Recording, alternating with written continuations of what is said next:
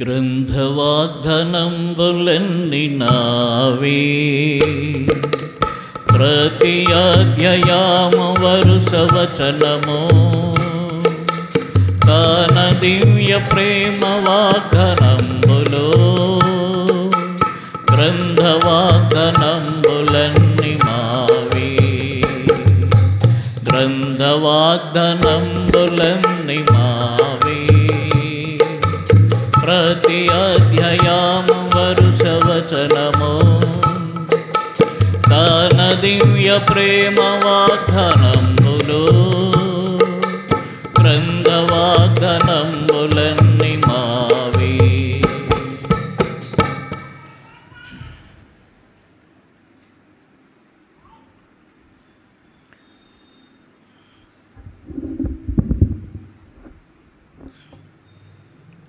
కొరింథీయులకు రాసిన మొదటి పత్రిక 11వ అధ్యాయం 28వ వచనం. కొరింథీయులకు రాసిన మొదటి పత్రిక 11:28. కాబట్టి కలిసి చదువుకుందాం. కాబట్టి ప్రతి మనుష్యుడు తను తాను పరీక్షించుకునేవాళ్ళు, అలా చేసే రొట్టెని తిని ఆ పాత్రలోని త్రాగ. రాజులు మొదటి గ్రంథం 19వ అధ్యాయం.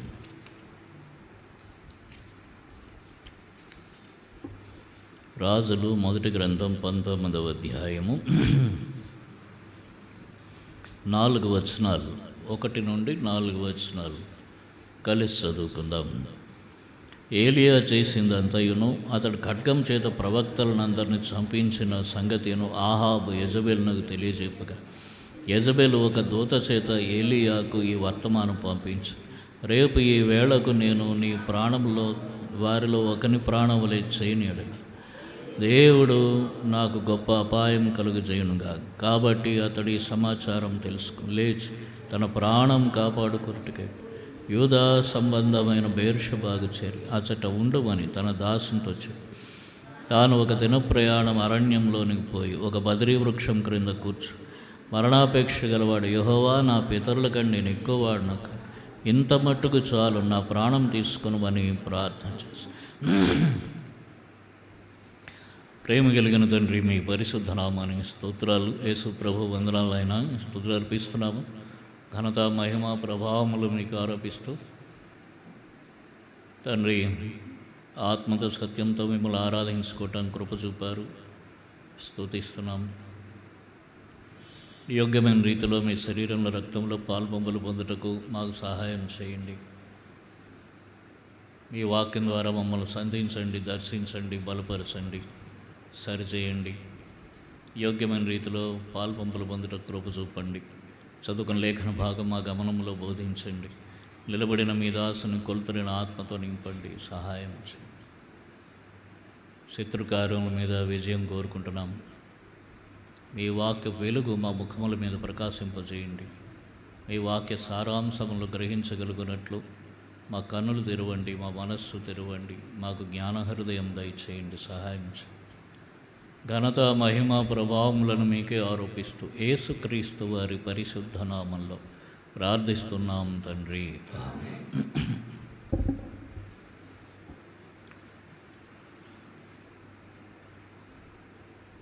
సాధారణంగా ఉదయం లేవగానే ఆదివారం అప్పుడే వచ్చేసిందా అనిపిస్తుంది, అంతేనా? ఈ ఆదివారం అప్పుడే వచ్చేసింది. పొద్దునే లేవాలా, బయలుదేరాలా, వెళ్ళాలా. మిగతా రోజులు కొద్దిగా లేట్ అయినా పర్లేదు, ఈ ఆదివారం అసలు లేట్ అవ్వకూడదు. ప్రతి ఆదివారం పోయి ఆరాధన చెయ్యాలా, లేకపోతే రొట్టె విరవాలా, ఇదంతా చెయ్యాలన్నా? ప్రతి ఆదివారం చెయ్యాలన్నా? కొంతమంది చూడండి, నెలకి ఎన్ని వారాలు రొట్టె విరుస్తారు? ఒక వారం రొట్టె విరుస్తారు. అది కూడా ఎప్పుడు? మొదట ఆదివారం. ఎందుకంటే ఆ వారం కానుకలు పడతాయి. అర్థమైందా? జీతాలు వచ్చిన వారం అన్నమాట. మొదటి వారం రొట్టె విరుస్తారు, మిగతా వారాలు విరవరు. కొంతమంది సంవత్సరానికి విరిచే వాళ్ళు కూడా ఉన్నారట. అంటే వాళ్ళు ఇక అంతే. ఏం మనం అలా పెట్టుకోకూడదా? ఈ భక్సింగ్ గారు ఏం చేశాడు, ప్రతి వారం రొట్టెను పెట్టాడు. ఏంట్రా బైబిల్ ఆధారం అంటే అపొస్తలుల కార్యములు 20వ అధ్యాయము 7వ వచనం, ఆదివారమున మేము రొట్టె విరుచుటకు కూడినప్పుడు అని ఉంది. ఆదివారమున రొట్టె విరవాలి అంతే. దేవుడు ఆయనకు అది బయలుపరిచాడు పల్లవరం కొండ మీద, ఇక దాన్నే ఆయన పాటిస్తాడు. కాకపోతే ఇది ఏం చేస్తుందంటే మనల్ని మన ముందున్న యాత్ర కోసము ఈ ఆదివారం సిద్ధపరుస్తుంటుంది.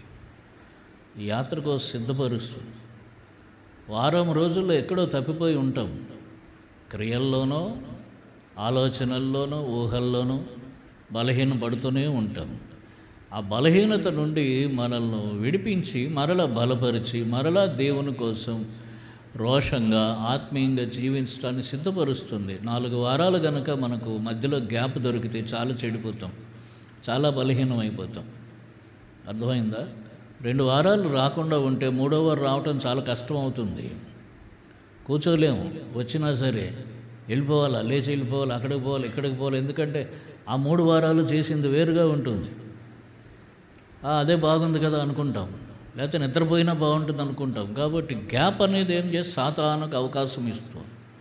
ప్రతి ఆదివారం తప్పనిసరిగా ప్రభు దగ్గరకు రావటం, ఆరాధించటం. మొదట ఆరాధన ఏం చేస్తుందంటే మన హృదయాలను ఉల్లాసపరుస్తుంది, ఉత్తేజం కలిగిస్తుంది. తిరిగి ప్రభు కోసం జీవించాలి. ప్రభు ఆరాధన అంటే అర్థం ఏంటి? ప్రభువు మన జీవితంలో చేసినటువంటి రక్షణ కార్యము, మేలుపకారాలు జ్ఞాపకం చేసుకుని ప్రభువును స్తుతిస్తుంది.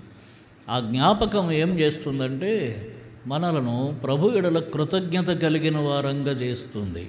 అర్థమైందా? లేకపోతే కృతజ్ఞత ఉండదు. ప్రభు ఎడల కృతజ్ఞత కలిగిన వారుగా చేస్తుంది మనల్ని. కాబట్టి మనం ఆరాధిస్తాం. తరువాత ప్రభు బలలో పాల్పంపులు పొందుతాం. మనల్ని మనం సరి చేసుకుంటాం. వాక్యం మనల్ని సంధిస్తుంది, బలపరుస్తుంది, ముందున్న యాత్ర కొరకు సిద్ధపరుస్తుంది.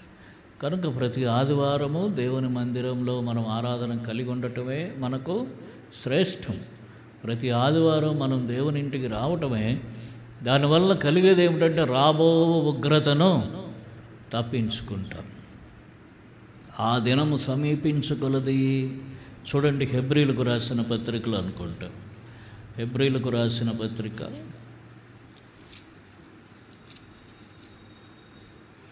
హెబ్రీలు రాసిన పత్రిక 10వ అధ్యాయం. హెబ్రీలకు రాసిన పత్రిక 10వ అధ్యాయం 24-25 వచనాలు కలిసి చదువుకుందాం. కొందరు మానుకొనుచున్నట్టుగా సమాజముగా కూడుట మానక ఒకరినొకడు హెచ్చరించుచు ఆ దినం సమీపించుట మీరు చూచిన కొలది మరి ఎక్కువ గలాగు చేయొచ్చు. ప్రేమ చూపుటకును సత్కార్యములు చేయుటకును ఒకరినొకడు పురికొల్పవలనని ఆలోచించు. కొందరు మానుకొనుచున్నట్టుగా సమాజంగా కూడుట మానక. కాబట్టి కొందరు మానుకుంటున్నారు. ఎప్పుడు మానుకున్నారు? 2000 ఏళ్ల క్రితమే మానుకున్నారు, ఇప్పుడు కాదు. మొదటి శతాబ్దంలోనే వాళ్ళకి బద్ధకం వచ్చింది. మనిషి ఎప్పుడైనా ఒకటే, ఆ శరీరం ఎప్పుడు అట్లనే ఉంటుంది. అర్థమైందా? అప్పుడే వాళ్ళకి బద్ధకం వచ్చి కొంతమంది గ్యాదర్ అవటం మానేశారట. మీరు అలా చెయ్యొద్దు అని హెబ్రీయులుగా ఉన్న ఈ భక్తులకు చెప్తున్నాడు. మీరు అలా చెయ్యొద్దు. కొందరు మానుకున్నట్టు మీరు మానుకోవటం మానవద్దు. కానీ ఏం చేస్తారట? ఆ దినం సమీపించుట మీరు చూచిన కొలది. ఆ దినం సమీపిస్తూ ఉంది. చూచిన కొలది ఏం చేయాలట? మరీ ఎక్కువగా అలాగ చేయండి. ఏది? మరీ ఎక్కువగా సమాజంగా కూడుకోండి అని అర్థం. ప్రేమ కలిగి సత్కార్యం చేయండి, ఓపికతో ఉండండి. కనుక మనము మానుకోకూడదు. ఏది? ఆదివారం దేవుని ఇంటిలో కూడటం మానుకోకూడదు. కొన్నిసార్లు ఏదైనా అవసరం ఉంటే దేవుని ఇంటికి రావటం, ఏదో భక్తి అవసరం తీరిపోయిన తర్వాత మళ్ళీ వెళ్ళిపోవటం, అవన్నీ సరైనటువంటి భక్తి విధానము కాదు. దేవుడే మన అవసరమై ఉండాలి. అది అర్థం చేసుకోండి. దేవుడే మన అవసరం, దేవుని ఇల్లే మన అవసరం. ఇది మనం అర్థం చేసుకోవాలి. అప్పుడు ఏది మనకు అవసరమో దాని దగ్గరికి పోతూ ఉంటాం. నీళ్ళు అవసరం అనుకోండి, ఏం చేస్తాం? ఆ మంచినీళ్ళ దగ్గరికి పోతాం. టీ అవసరం అనుకోండి, టీ కొట్టు దగ్గరికి పోతాం. ఏది అవసరం అంటే దాని దగ్గరికి వెళ్తాం. కొంతమంది చూడండి, నిక్కచ్చిగా సాయంత్రం 5:30 అయ్యేసరికి వెళ్ళిపోతారు. ఎక్కడికి? షాపులకి. అక్కడ మళ్ళీ అక్కడ మందిరం దగ్గర చక్కగా లైన్లో ఉండండి అంటే ఎవడు ఉండడు. సరే కూర్చోండి అంటే కూర్చో. ఆ షాపుల దగ్గర చూడండి ఎంత డిసిప్లిన్ వాళ్ళకి. అక్కడ చూస్తే బైకులన్నీ ఎంత చక్కగా పెడతారు ఒకదాని పక్కన. అంటే మళ్ళీ తీసినప్పుడు అడ్డం రాకూడదు, అర్థమైందా? ఇక్కడైతే ఏం అడ్డం వచ్చినా తోసేసి అది చేయొచ్చు. అంత నాకు ఆశ్చర్యం వేస్తుంది. ఆ బైకులన్నీ ఎంత వరుసగా పెడతారు అక్కడ. మళ్ళీ వరుసలో నిలబడతారు, ఒకడికొకడు అడ్డం ఉండడు. ఎందుకు? అది వారికి అవసరం, అర్థమైందా? వాడికి ఆ రాత్రికి, ఆ సాయంత్రానికి, ఆ టైంకి అది అవసరం. అన్నం అవసరమైతే ఆ టైంకి అన్నం అవసరం, తింటాం వెంటనే. ఏదో ఒకటి వండుకుంటాం, అవసరం, తిండి అవసరం కాబట్టి వండుకుంటాం. వండుకపోతే ఎక్కడి నుంచి తెచ్చుకుంటాం, మార్కెటింగ్ చేసుకుంటాం, ఇవన్నీ అవసరం. అలాగనే దేవుడు మనకు అవసరం అని అర్థం చేసుకోవాలి. దేవుడు లేకపోతే మన జీవితాల్లో ఏది ఉండదు, అర్థమైందా? ఏదో ఈరోజు కష్టం వచ్చిందని దేవుడిని విడిచిపెట్టడం కాదు, సుఖం వచ్చింది, సంతోషం వచ్చిందని దేవుడికి హల్లెలూయా చెప్పడం కాదు. దేవుడు మన జీవితానికి అవసరము, పరిస్థితులు ఏవైనా సరే. అనుకున్నప్పుడు మన మందిరాన్ని హత్తుకుని ఉంటాం. మేము మా దేవుని మందిరమును ఏమని అన్నారట వారు నెహెమ్యా కాలంలో? మేము మా దేవుని మందిరమును విడిచిపెట్టము అని అన్నారు. ఆ తీర్మానం మనకు అవసరం. ఇక్కడ మనం చదువుకున్న భాగంలో ఎవరున్నారు? ఆయన ఏలియా ఉన్నాడు. ఏలియా గురించి చాలాసార్లు మనం ధ్యానించాము, మళ్ళీ ఏలియా అయినా అనిపిస్తుంది. కొన్ని తలంపులు చూడండి. ఏలియా ఏం చేశాడంటే 400 మంది బయలు ప్రవక్తలను చంపించాడు. ఒక్కళ్ళిద్దరు కాదు, 400 మంది బయలు ప్రవక్తలను శుభ్రంగా కండ కొట్టించేశాడు. ఒకడా ఇద్దరా? ఆ బయలు ప్రవక్తలను పోషించింది ఎవరు? యెజబెల్. యెజబెల్ ఎవరు? ఇశ్రాయేలు రాజ్యానికి రాణి. రాజు ఎవడు? ఆహాబు రాజు, రాణి యెజబెల్. కానీ యెజబెల్ చెప్పిందే ఆహాబు వింటాడు. అది వాని దరిద్రం అలాడిది, ఎవడేం చేస్తే. ఆ యెజబెల్ మంచిదైతే బాగుండు. యెజబెల్ తన భార్య మాట విని యెహోవాకు విరోధంగా తన్ను తాను అమ్ముకున్న ఆహాబు వంటి వాడు ఎవడు లేడని రాసి ఉంది వాక్యంలో. పాపం ఆయన అట్లా అయిపోయాడు. ఎందుకు అయిపోయాడంటే ఇక అది ఆ చరిత్రలో పోవద్దు. ఇప్పుడు ఆ యెజబెల్ 400 మంది బయలు ప్రవక్తలను పోషించింది. ఇశ్రాయేలు ప్రవక్త యెహోవా ప్రవక్తలందరిని ఏం చేసిందంటే చంపించింది. అందుకని మరొక ఆయన ఓబద్య ఏం చేశాడంటే 50 మందిని 100 మంది ప్రవక్తలను గుహల్లో దాచిపెట్టాడు. ఇదంతా జరిగిన తర్వాత ఏలీయా ఏం చేశాడు? ఒక బలిపీఠం కట్టాడు.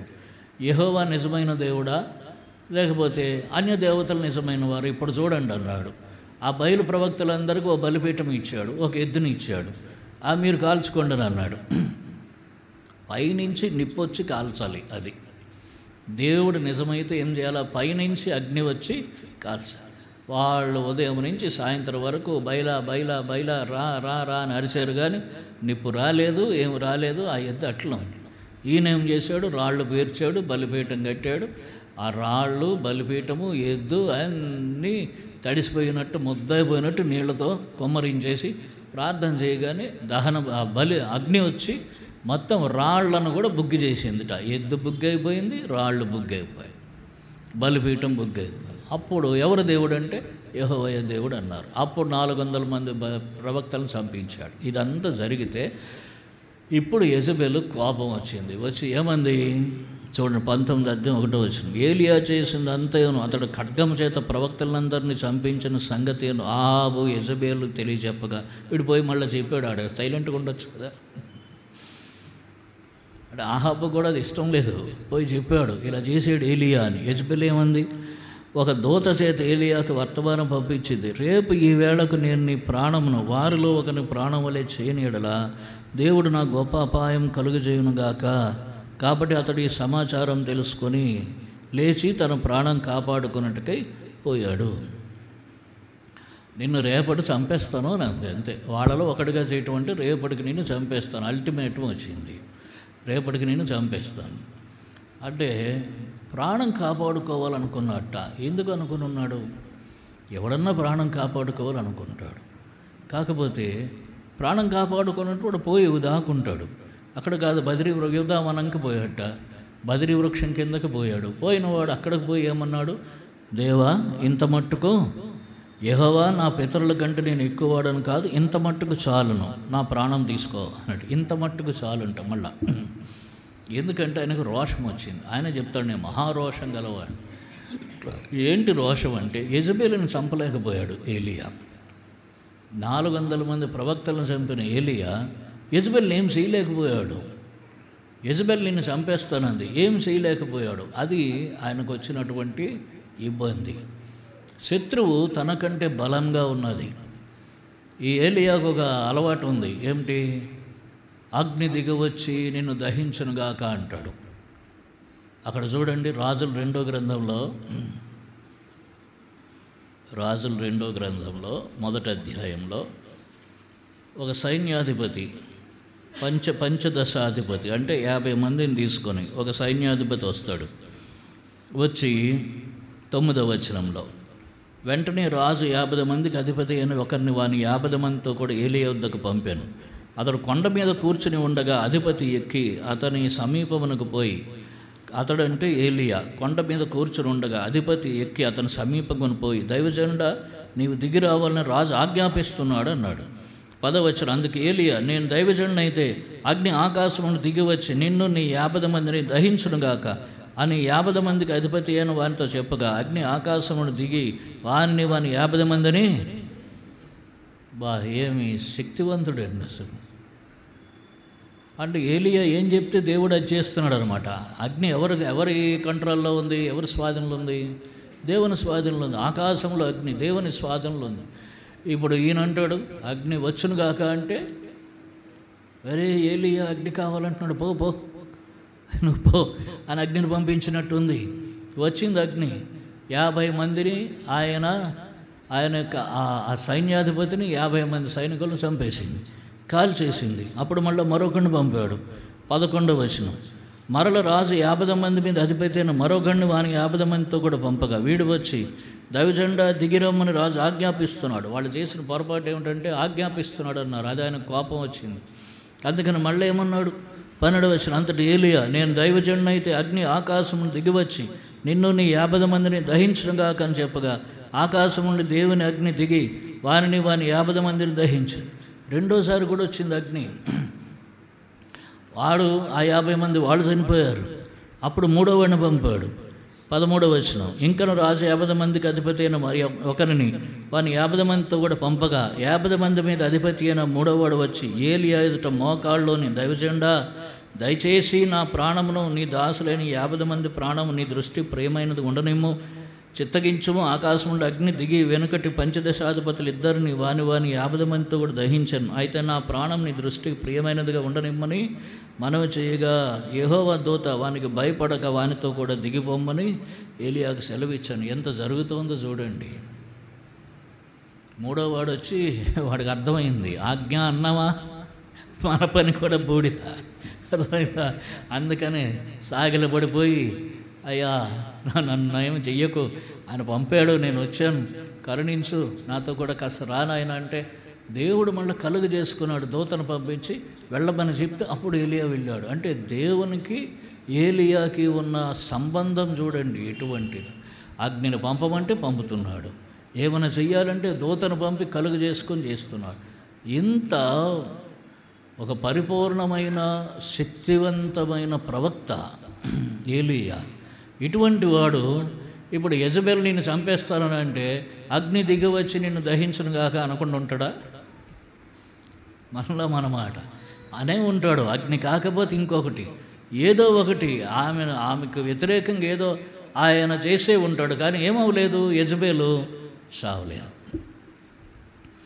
ఈ యెజబెలుకి ఏమీ కాలేదు. అందుకని అంటున్నాడు ఎంత మట్టుకు చాలును అంటే ఉద్దేశం ఏంటంటే, నాకు సాయం చేయలేదయ్యా నువ్వు, అది నన్ను చంపేస్తానని అంటుంటే నువ్వు దాన్ని ఏమీ చేయలేదు, అగ్ని వచ్చి నిన్ను దహించునుగాక, 1 సారి 2 సార్లు 3 సార్లు అని ఉంటాడు, రాలేదు, ఇంత మట్టుకు చాలను, ఇంకా దేవుడు నాకేం సాయం చేయట్లేదు, అందుకే నా పితరుల కంటే నేను ఎక్కువ వాడను, కాను. ఎంత సణుగు అన్నమాట. ఇక ఎందుకంటే అవమానం వచ్చింది, ప్రాణభయం చేత అని అంటున్నాడు. అవమానం వచ్చింది. ఒక్క యెజబేలు, ఒక స్త్రీ నన్ను చంపేస్తానంటే దేవుడు కలుగు చేసుకోడా? ఇది రెండవది. ఒకటి స్త్రీ అవమానపరుస్తోంది, రెండోది దేవుడు కలుగు చేసుకోలేదు, వదిలేశాడు. అందుకని ఏమిటంటే ఆమెకు బాధ. ఆ బాధతో అతనికి బాధ. ఆ బాధతో ఏం చేశాడు? ఇప్పుడు మరణాపేక్ష గలవాడై పడుకున్నాడు. నిజానికి ఏలియాకి మరణం ఉందా? ఆయనకి మరణమే లేదు. తర్వాత రాజుల 2వ అధ్యాయంలో చూస్తే ఎట్లా వెళ్ళిపోయాడు?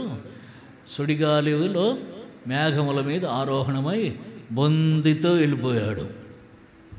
మరణమే లేదు. మనకు భవిష్యత్తు ఏంటో తెలియదు, కానీ ప్రస్తుతాన్ని బట్టి భయపడుతుంటాం. నిజానికి మరణమే లేనివాడు దేని గురించి భయపడుతున్నాడు? మరణం గురించి భయపడుతున్నాడు. చూసారా? ఆయనకు తెలియదు, ఆయనకు చెప్పలేదు దేవుడు నువ్వు మరణం అవ్వవు అని చెప్పలేదు. తర్వాత ఎప్పుడో రేపు తీసుకెళ్తానంటే ఇవాళ చెప్పాడు రేపు నేను తీసుకెళ్ళిపోతున్నానని. అంతవరకు ఆయనకు చెప్పలేదు. చాలాసార్లు మనకు కొన్ని సంఘటనలు మన జీవితంలో, కొన్ని ఆశీర్వాదాలు, కొన్ని మేలులు మన దగ్గరకు వచ్చేంత వరకు కూడా దేవుడు మనకు వాటిని ఏం చేస్తాడు? మరుగు చేస్తాడు. కాబట్టి మనము తొందరపడకూడదు. ఈ అవమానం అనేది కొంతకాలం ఏం చేయాలంటే దాన్ని సహించాలి. ఏలియా అంతటి వాడు అంత రోషం ఉంది కాబట్టి అవమానాన్ని సహించలేడు. అవమానం సహించలేక ఏమయ్యాడు? చచ్చిపోదాం అనుకున్నాడు. సాధారణంగా జరిగేది అది. ఈగో ఎక్కడుంటుందో సూసైడల్ టెండెన్సీ అక్కడ ఉంటుంది. అర్థమైందా? అహంకారం ఎక్కడుంటే ఈ ఆత్మహత్య ఆలోచన అక్కడే ఉంటుంది. పెద్ద పెద్ద వాళ్ళందరూ ఆత్మహత్యలు. నెపోలియన్ బోనాపార్ట్ ఆత్మహత్య చేసుకున్నాడు, హిట్లర్ ఆత్మహత్య చేసుకున్నాడు. ఎందుకు? వారికి ఈగో. సౌలు ఏమన్నట్ట? తన కత్తి మీద తనే పడ్డాట. ఇది వానికి ఈగో. ఆ అమాలేకులు వచ్చి నన్ను చంపడం ఏమిటి? సున్నతి లేని వారు వచ్చి నన్ను చంపుతారు, నా కత్తి పట్టుకుని నేనే పడతాను. తన కత్తి మీద తాను పడ్డాడు సౌలు. తర్వాత అమాలేకుడు వచ్చి ఎవడో వచ్చి పొడి చేశాడు అని రాయబడి. కాబట్టి ఎట్లా జరిగింది? ఈగో ఎక్కడుంటుందో, అహంకారం ఎక్కడుంటుందో, నేను ఇంకా బతకూడదు చచ్చిపోతాను అనుకుంటాడు. అహంకారం లేని వాళ్ళు అన్ని పరిస్థితులు తట్టుకుని ముందుకు పోతారు. ఇంకా కాబట్టి ఈయనకి అతిశయం ఉంది. ఎందుకంటే తర్వాత అంటాడు నేనొక్కడనే మహారోషం కలిగిన వాడని అంటున్నాడు దేవునితో. ఆ రోషం ఏం చేసిందంటే చనిపోవాలనిపించింది, కానీ అతనికి మరణమే లేదు. చాలాసార్లు మనం ఆశీర్వాదం మన దగ్గరగా ఉంటుంది, ఈ లోపల మనం తప్పు నిర్ణయాలు తీసుకుంటూ ఉంటాం జీవితంలో. జరిగిన సంఘటనల్లో దేవుడు పనిచేసేంత వరకు ఎదురు చూస్తూ ఉండాలి. ఈ అవమానాన్ని సహించడం కష్టం. కీర్తన 4లో చూడండి, దావీదు అంటాడు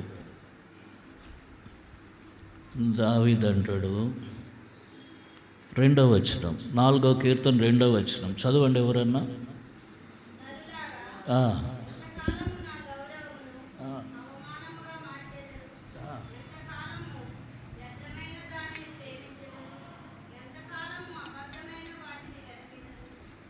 ఎంతకాలము నా గౌరవమును అవమానంగా మారుస్తారు.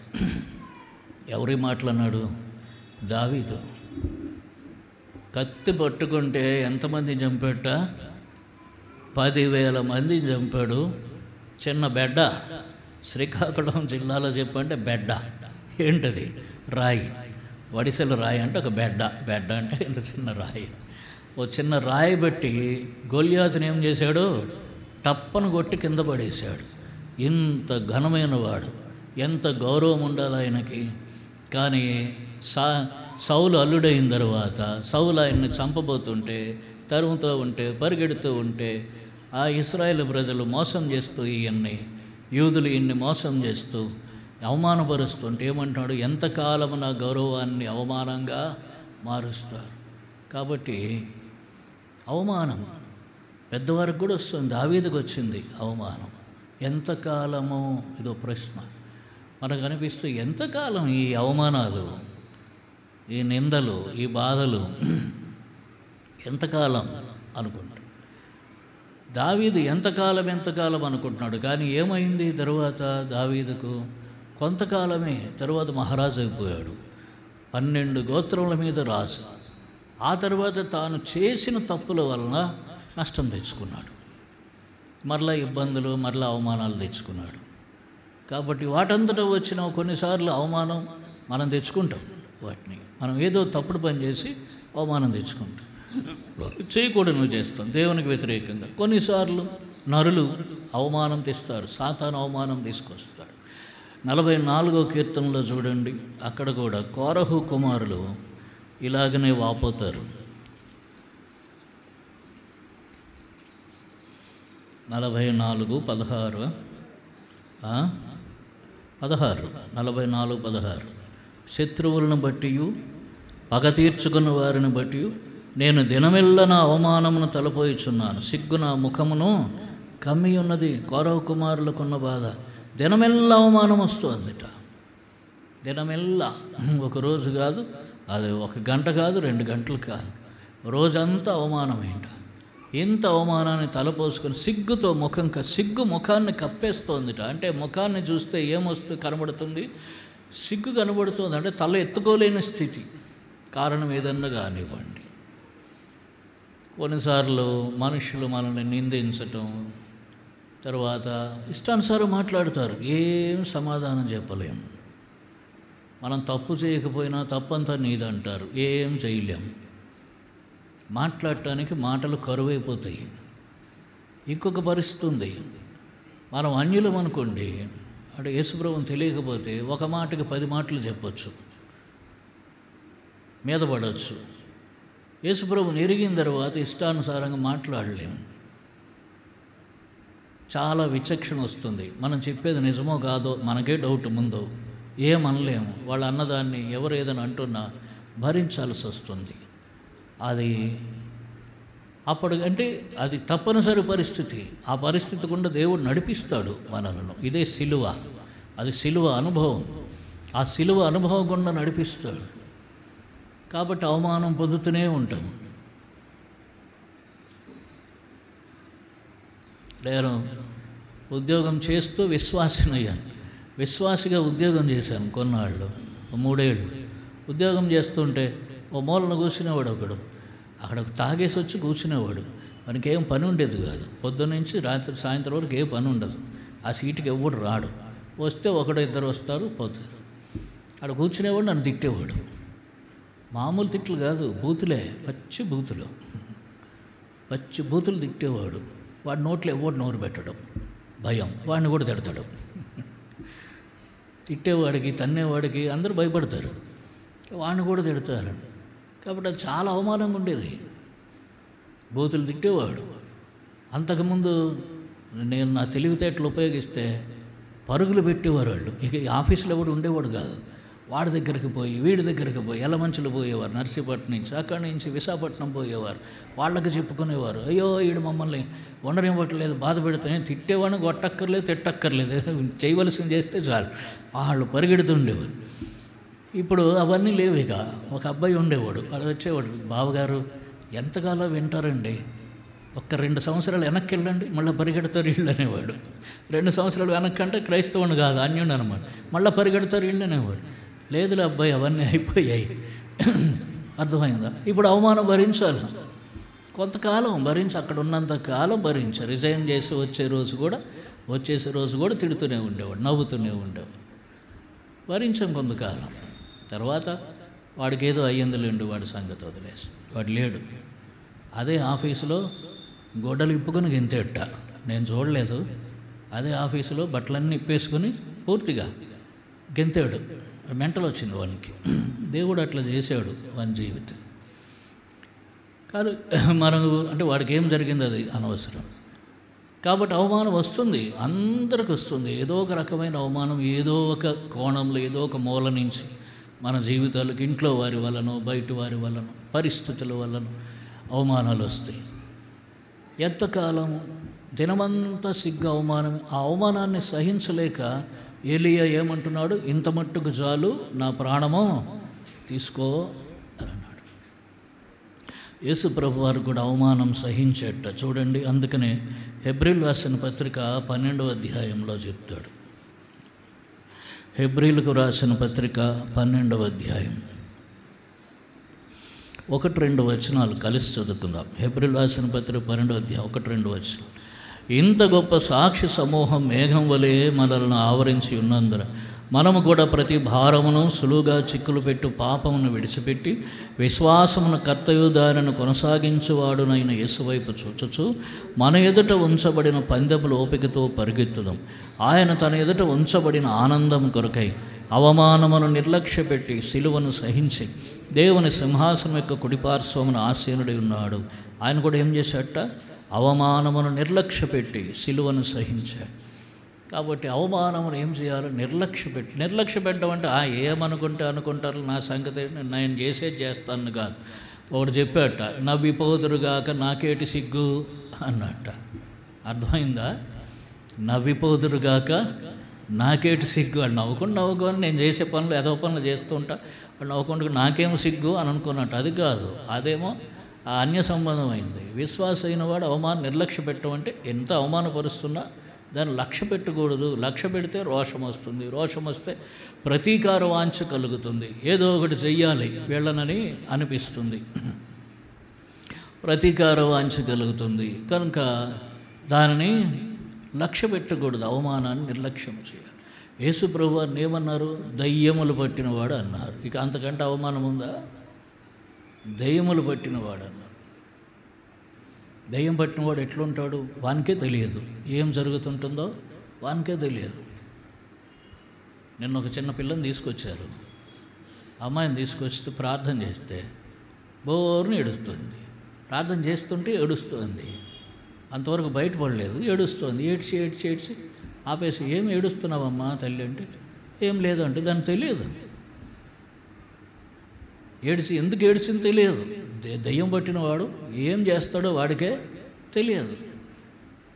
అట్లాగా దయ్యం పట్టినవాడు యేసుప్రభు వారిని అన్నారు. యేసుప్రభు వారికి ఏం చేస్తున్నాడో ఆయనకు తెలియదా?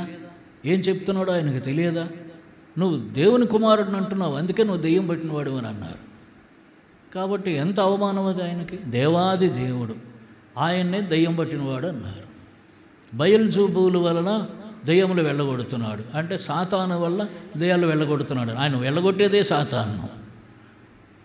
కాబట్టి ఇంత అవమానం ఆయనకు. ముఖం మీద ఉమ్మేశారు, పిడిగుద్దులు చరిచి నిన్ను కొట్టినవాడు ఎవడో చెప్పు అని అడిగారు. ఇంత అవమానం పొందాడు ఆయన. రోడ్డు మీద ఈడ్చుకెళ్ళిపోయారు, సిలువ వేశారు, బట్టలు లేకుండా చేశారు, ఒక అంగవస్త్రం తప్ప ఏం లేకుండా చేశారు. ఇంత అవమానపరిచారు. అయితే ఈ అవమానం అంతటిని ఏం చేసేట? లెక్క చేయలేదు. అంటే చెడుగా కాదు, మంచిగా దాన్ని లెక్క చేస్తే తాను చేయవలసింది చేయలేడు. కనుక మనం కూడా సిలువ వేయబడిన ప్రభు వైపు చూసినప్పుడు అవమానమును ఏం చేయాలట? నిర్లక్ష్య పెట్టాలి, సిలువను సహించాలి. ఇక్కడ ఈయన ఏం చేశాడు? అవమానాన్ని, ఏలియా గారు అవమానాన్ని ఏం చేశాడు? నిర్లక్ష్యము చేయలేకపోయాడు. కనుకనే నేను చనిపోతాను. ఆయన ఉద్దేశం ఏంటి? ఆ యెజబెల్కి ఏదో ఒక శిక్ష రావాలి. దేవుడు మనం అనుకున్నట్టుగా శిక్షించడు. దేవుడు శిక్షిస్తాడు, తప్పక శిక్షిస్తాడు. క్రైమ్ అండ్ పనిష్మెంట్, నేరము శిక్ష. God's punishment fits the crime అని అన్నాడు ఒక ఆయన. దేవుని శిక్ష నేరమునకు తగినట్టుగా ఉంటుందట. అది మన శిక్షాస్మృతుల కంటే, మన పీనల్ కోడ్స్ కంటే అది చాలా గొప్పది. భూమి మీద అటువంటి శిక్షలు ఎవరు విధించలేరు. బైబిల్ విధించే శిక్షలు వేరు. చూడండి, నిర్గమకాండం 1వ అధ్యాయంలో 22వ వచనం చదవండి.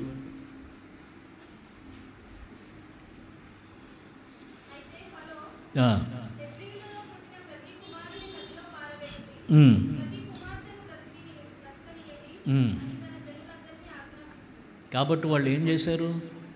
అందుకనే మోషేని దాచిపెట్టింది తల్లి. ప్రతి కుమారుణ్ణి ఏం చేశారట? వాళ్ళు నీళ్ళలో పారేశారు. ఎవరి కుమారుణ్ణి? హెబ్రీయుల కుమారుల్ని. హెబ్రీలు ఎవరు? దేవుని ప్రజలు. వారికి పుట్టిన మగపిల్లలందరినీ నీళ్ళలో పడేశారు. ఇది వాడు చేసిన నేరం. దేవుడు శిక్షించాలి కదా. ఇప్పుడు 80 సంవత్సరాల తరువాత, మోషే పుట్టక ముందు జరిగింది కదా అది. మోషే పుట్టినప్పుడు జరుగుతూనే ఉంది, కొంతకాలం వరకు జరిగింది. మోషే పుట్టాడు, 40 ఏళ్ళు ఐగుప్తులో ఉన్నాడు, మళ్ళా 40 సంవత్సరాలు అరణ్యములు ఉన్నాడు, 80 సంవత్సరాలు అయిపోయింది.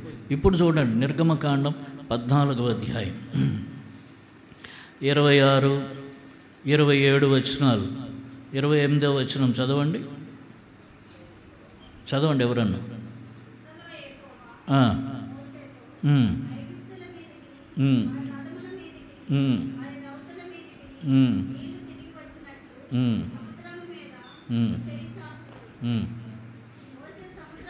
మోషే సముద్రం మీద తన చెయ్యి చాపగా ప్రొద్దుపడిచినప్పుడు సముద్రం అధిక బలముతో తిరిగి పొర్లెను గనుక ఐగుప్తీయులు అది చూచి వెనుకకు పారిపోయారు. అప్పుడు యెహోవా సముద్ర మధ్యను ఐగుప్తీయులను నాశనం చేసెను. నీళ్లు తిరిగి వచ్చి ఆ రథములను రౌతులను వారి వెనుక సముద్రంలోనికి వచ్చిన ఫరో యొక్క సర్వసేనను కప్పివేసెను. వారిలో ఒక్కడైనను మిగిలి ఉండలేదు. ఇప్పుడు ఏ నీళ్ళలో హెబ్రీయులను ఇశ్రాయేల్ ప్రజలను పడేశారో అదే నీళ్ళలో దేవుడు ఏం చేశాడు? ఐగుప్తీయులను ముంచేశాడు. అర్థమైందా దేవుని శిక్ష ఎలా ఉంటుందో? అందుకనే ఇంకొకటి చూపిస్తాను. ఎస్తేరు గ్రంథం 5వ అధ్యాయం 14వ వచనం చూడండి. ఎస్తేరు గ్రంథం 5వ అధ్యాయం 14వ వచనం.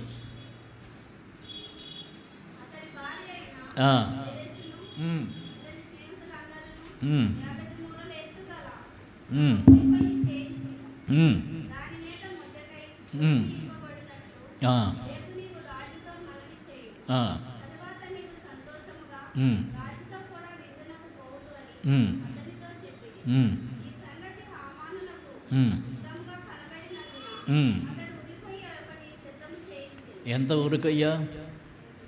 50 మూరల పొడవు. 50 మూరలు అంటే 150 అడుగుల ఎత్తు ఉరికొయ్య ఒకటి తయారు చేయించట. అక్కడ వేలాడదీస్తే పట్టణం అంతా కనిపిస్తుంది. ఎవరిని వేలాడదీయటానికి? మొర్దెకైని వేలాడదీయటం. మొర్దెకై ఎవడు? యూదుడు. ఎందుకంటే ఇప్పుడు ఎస్తేరు గ్రంథం మళ్ళీ వెనక్కి వెళ్ళాం. మొర్దెకై ఏం చేస్తున్నట్ట? హామాను ఒక మంచి పదవి, మంత్రి, ఆయన ప్రధానమంత్రి. అయితే మొర్దెకై ఆ రాజు గుమ్మంలో కూర్చుంటాడు. అంటే ఈయన ఒక ఆఫీసర్, అక్కడ ఈయనకు ఒక ఉద్యోగం ఉంది. హామాను వచ్చినప్పుడు అందరూ లేచి నిలబడతారు. ఈ మొర్దెకై నిలబడ్డ. వీడు మనలాంటోడు, తలతెక్కోడు. ఎందుకంటే యూదులు ఎవరికి నమస్కరించకూడదు, ఇది ఈయన సిద్ధాంతం. యూదులు ఎవరికి నమస్కరించరు, నేను నీకు నమస్కరించను అబ్బాయి, రాజుకు ఒక్కడికే దండం పెడతాను అంటాడు. ఈ హామాన్ని గౌరవించలేదు. అందుకని హామానుకు మనసు పాడైపోయి ఏం చేస్తే బాగుంటుందంటే ఆయన చంపేయమన్నాడు. సలహా ఇచ్చారట. భార్య సలహా ఇచ్చింది, స్నేహితులు సలహా ఇచ్చారు. 50 మూరల ఉరికొయ్యి పెట్టమంటే 150 అడుగుల ఉరికొయ్యి అక్కడ సిద్ధం చేసి వాడిని చంపేయాలనుకున్నాడు. ఎవరిని? మొర్దెకైని. ఇప్పుడు ఎస్తేరు గ్రంథం 7:10 చదవండి. 7:10.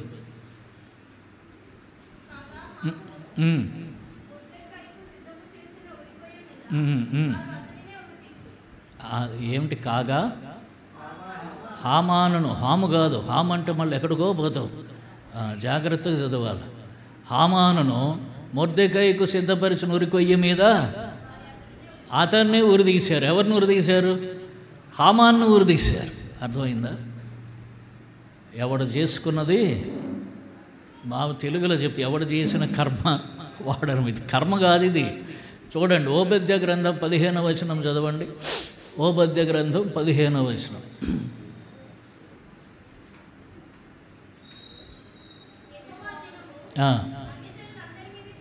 వచ్చుచున్నది, నీవు చేసినట్టే నీకు నువ్వు చేయబడును, నీవు చేసినదే నీ నెత్తి మీదకి వచ్చు. నీవు చేసినదే నీ నెత్తి మీదకి వస్తుంది. నువ్వు ఏం చేస్తావో మనం అందుకే జాగ్రత్తగా ఉండాలి, భయం కలిగి ఉండాలి. మనం ఏం చేస్తామో అది మన నెత్తి మీదకి వస్తుంది. ఎవరికి హాని చేయొద్దు. హాని తలపెట్టొద్దు. ఏ హాని తలపెడతామో అదే హాని మనకు వస్తుంది. ఫరో ఏ హాని తలపెట్టాడో అదే హాని ఫరో ప్రజలకు వచ్చింది. హెబ్రీ ప్రజలు నీళ్ళలో ముంచేశాడు, పిల్లలను, పసిపిల్లలు నీళ్ళలో ముంచాడు. ఫరో సైన్యం అంతటిని దేవుడు నీళ్ళల్లో ముంచేశాడు. అలాగనే హామాను మొర్దెకైను అనుకున్నాడు. హామాను అదే ఉరికొయ్య మీద, ఏ ఉరికొయ్య హామాను మొర్దెకై కోసం సిద్ధపరిచాడో అదే ఉరికొయ్య మీద హామానే ఉరి తీయబడ్డాడు. వాడి చావు వాడే అక్కడ సిద్ధం చేసుకున్నాడు. ఎంత దరిద్రమో చూడండి, అర్థమైందా? కాబట్టి దేవుడు శిక్షించే విధానం వేరుగా ఉంటుంది, మనకు తెలియదు. మనం అనుకుంటాం మనం ఇంత బాధపడిపోతున్నాం, వాళ్ళు మనల్ని బాధ పెడుతున్నారు, దేవుడేం పట్టించుకోవట్లేదు, ఎప్పుడు పట్టించుకుంటాడు, ఏం దేవుడు అని మనకు తెలియదు. దేవుడు ఏం సిద్ధపరిచాడో మనకు అర్థం కాదు, అర్థమైందా? దేవుడు ఏం సిద్ధపరిచాడో మనకు అర్థం కాదు. కానీ ఆ దినం అన్నది ఒకటి ఉన్నది, దేవుడు శిక్షించే దినం. దాన్ని ఎవడు తప్పించుకుంటాడు? దేవుని కనికరం పొందిన వాడు మాత్రమే తప్పించుకుంటాడు. కనుక దేవుని ఆశ్రయించాలి, అవమానాన్ని భరించాలి, సహించాలి. దేవుడు అవమానాన్ని ఘనతగా మారుస్తాడు, నిందకు ప్రతిగా పూదండనిస్తాడు, అవమానమునకు ప్రతిగా రెట్టింపు ఘనతనిస్తాడు. ఎక్కడుంది అది? యెషయా గ్రంథం 60. ఏమో బాగా గుర్తుంచుకుంది ఈ రిఫరెన్స్, చదవండి. యెషయా 61:7 మీ అవమానమునకు ప్రతిగా రెట్టింపు ఘనత నొందుదురు, నిందకు ప్రతిగా తాము పొందిన భాగమును అనుభవించి వారు సంతోషింతురు. చాలు. కాబట్టి అవమానం ప్రతిగా ఘనత, రెట్టింపు ఘనత దేవుడు ఇస్తాడు. ఎప్పుడు ఇస్తాడు? మళ్ళీ వెంటనే మనం ప్రభువా అవమానం ప్రతిగా ఘనతలు ఇస్తాను, ఇచ్చే అంటే టైంలో ఇస్తాడు. ఏ టైంకి అది జరుగుతుంది. ప్రసంగి 3:1 చెప్పాడు, ఏమన్నాడు? భూమి మీద, ఆకాశం కింద భూమి మీద ప్రతి ప్రయత్నమునకు సమయం ఉన్నది. ఆ సమయానికి వస్తుంది. అవమానమునకు ప్రతిగా రెట్టింపు ఘనత, నిందకు ప్రతిగా ఏమన్నాడు? తాము పొందిన భాగం అనుభవించి సంతోషిస్తారు. కాబట్టి ఎదురు చూడాలి దేవుని కోసం. ఇక్కడ ఈ ఏలీయా ఎదురు చూడలేకపోయాడు. ఆయన దైవజనుడు, ఆయనకి ఇవన్నీ తెలియవని కాదు, కానీ శరీరమును బట్టి సామాన్యమైన బలహీనత ఆయన ఆవరించింది. అయితే ఇప్పుడు చూడండి, అక్కడికి వచ్చాడు, కూర్చున్నాడు. ఇంత మట్టుకు చాలు నన్ను చంపేయమన్నాడు. చంపేయమంటే దేవుడు అక్కడ ఏం పంపించాడో చూడండి. 5వ వచనం, అతడు బదరీ వృక్షం కింద, 1 రాజులు 19:5. అతడు బదరీ వృక్షం క్రింద పరుండి నిద్రించుండగా ఒక దేవదూత వచ్చి అతను ముట్టి, నీవు లేచి భోజనం చేయమని చెప్పాను. అతడు చూచినంతలో 6వ వచనం, అతని తల దగ్గర నిప్పుల మీద కాల్చబడిన అప్పమును నీళ్ల బుడ్డియు కనబడెను. కనుక అతడు భోజనం చేసి తిరిగి పడుకోండి. అయితే యెహోవా దూత 2వ మారు వచ్చి అతను ముట్టి, నీ శక్తికి మించిన ప్రయాణం నీకు సిద్ధమై ఉన్నది, నీవు లేచి భోజనం చేయమని చెప్పినప్పుడు అతడు లేచి భోజనం చేసి ఆ భోజన బలము చేత 40 రాత్రింబగళ్ళు ప్రయాణం చేసి దేవుని పర్వతమును పేరు పెట్టబడిన హోరేబునకు వచ్చెను. అక్కడ కూడా దేవుడు రమ్మని చెప్పలేదు. శక్తికి మించిన ప్రయాణం ఉందంటే ఎక్కడికి వెళ్ళాలి ప్రభు అని అడగాల్సింది. ఏం అడగలేదు. దేవుడి దగ్గరికి వెళ్ళి చేల్చుకుంటా లెక్క అనుకుని మళ్ళీ బయలుదేరాడు. మొదటిసారి తిన్నాడు. ఏం తిన్నాడు? అప్పము, నీళ్ళు. ఏలియా అరణ్యంలో ఉన్నప్పుడు కెరీతు వాగు దగ్గర దేవుడు ఏం పంపాడు? ఆ కాకుల చేత అప్పమా? గట్టిగా చెప్పండి. సా సా సా వినిపిస్తుంది. మాంసము, రొట్టె. ఇక్కడేం పంపాడు? కాకుల చేతేమో మాంసము, రొట్టె పంపాడు. దేవదూత చేతేమో అప్పము, నీళ్లు పంపాడు. అదేంటది? మళ్ళీ ఇప్పుడు కూడా మాంసం, రొట్టె పంపవచ్చు కదా. అప్పుడు ఏలీయా ఆత్మలో బలంగా ఉన్నాడు.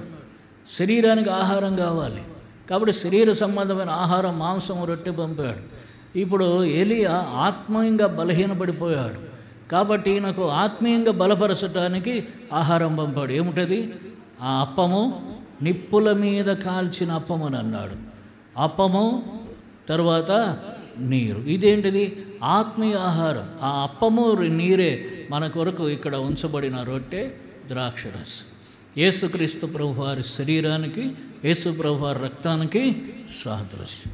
మనం ఎక్కడ బలహీనపడిపోతున్నామో ఆత్మీయంగా, ఎక్కడ జీవితంలో ముందుకు సాగలేకపోతున్నామో, ఎక్కడ ఇక మరి కష్టం, ఈ బతకడం అనవసరం అనుకుంటున్నామో, అక్కడి నుంచి మనకు ముందుకు నడిపించడానికి ఉపయోగపడేదే ఈ బల్ల.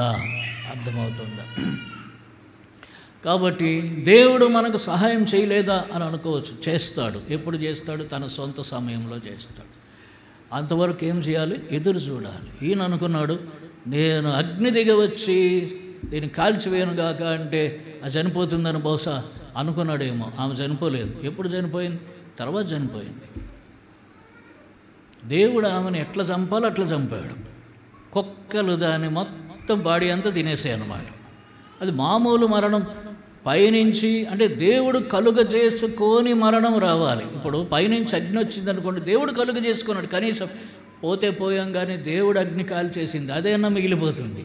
అది కూడా కుదరదు. దేవుడు తన అగ్నిని కూడా ఆమె మీద ఉపయోగించడు అన్నమాట.